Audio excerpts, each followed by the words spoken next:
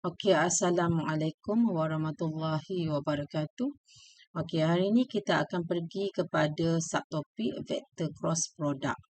Okey, macam mana di sini saya akan bagi example dan macam mana cara kita nak mengira vektor cross product.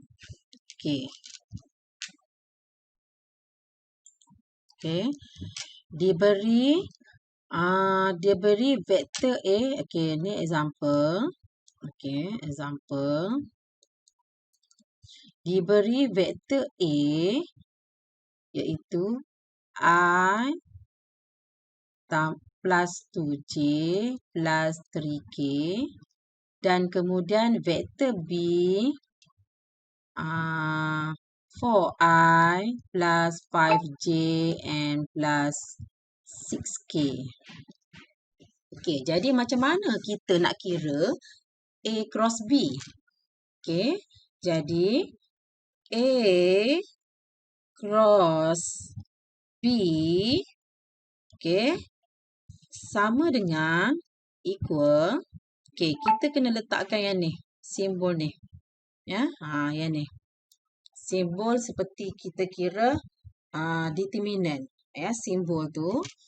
Dan pada row yang pertama ni kita akan letakkan I, J, K.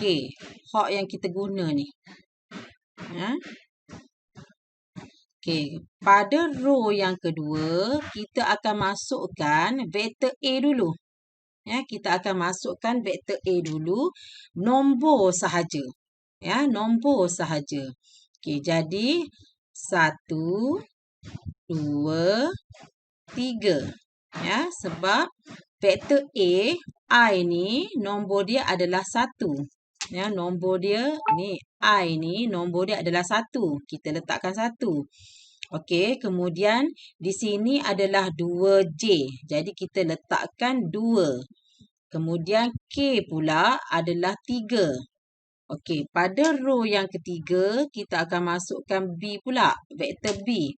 Okey, vektor B untuk I adalah 4. Okey, jadi kita masukkan 4, kemudian 5, 6.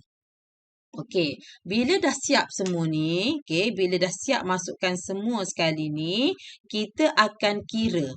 Ya, cara pengiraan dia sama dengan kita kira determinant masa matriks dulu. Ya, okey, jadi cara kita nak kira A cross B adalah kita akan silangkan I. Ya, kita akan silangkan I. Tapi sebelum tu kita akan tuliskan dulu I.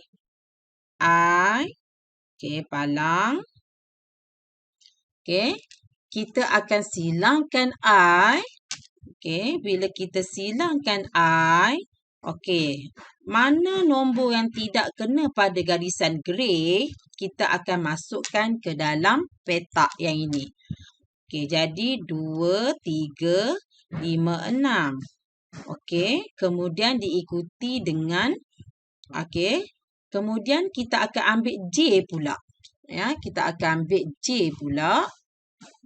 Kita akan ambil J. Ya, J palang. Apa pun kita silangkan J pula. Kita kena silangkan J pula. Kita akan silangkan J.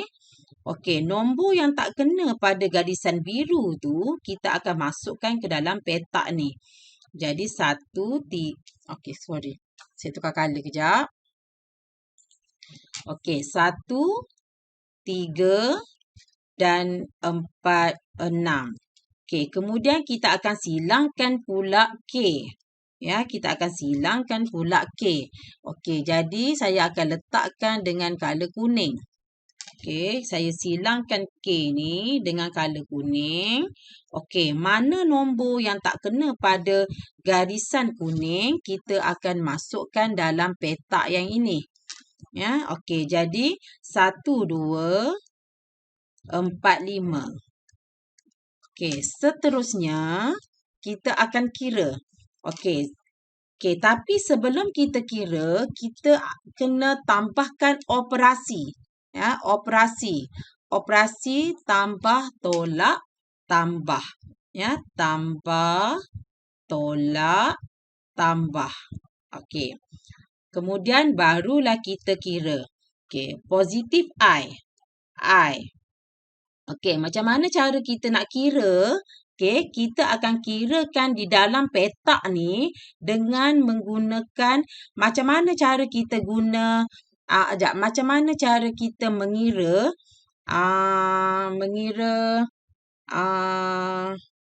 determinant untuk matriks 2 by 2 dulu. Sama teknik dia dengan mengira hak yang dalam petak ni. Okey, jadi cara kira dia adalah 2 darab 6. Okey, tolak.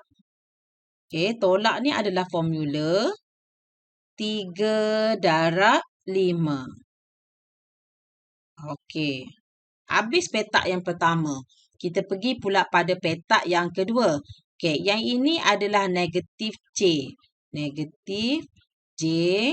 Okey, kira pula petak yang kedua ni. 1 darab 6. Tolak 3 darab 4. Okey, habis petak yang kedua. Kita akan pergi pula petak yang ketiga. Yang ini tambah K. Ya, tambah K. Pergi petak yang ketiga. 1 darab 5. Tolak 2 darab 4. Okey. Jadi setelah selesai semua ni, kita akan kira bracket by bracket. Okey. Okey. Jadi bracket yang di dalam ni, kita akan dapat. Okey. Kita akan dapat yang ini negatif 3. Okey, untuk yang kotak yang kedua pula, untuk bracket yang kedua pula, kita akan dapat, okey, bracket yang ni negatif 6. Okey, tambah K. Okey, bracket yang kedua pula, bracket yang ketiga pula, kita akan dapat negatif 3. Okey, jadi seterusnya, okey, kita akan dapat, okey, I darab negatif 3, kita akan dapat, okey, ni A cross B. Okey, kita sambung sini I darab negatif 3, negatif 3I. Okey, negatif J darab dengan negatif 6, kita akan dapat positif 6J. Okey, seterusnya K darab negatif 3, kita akan dapat negatif 3K. Okey, jadi inilah jawapan untuk A cross B.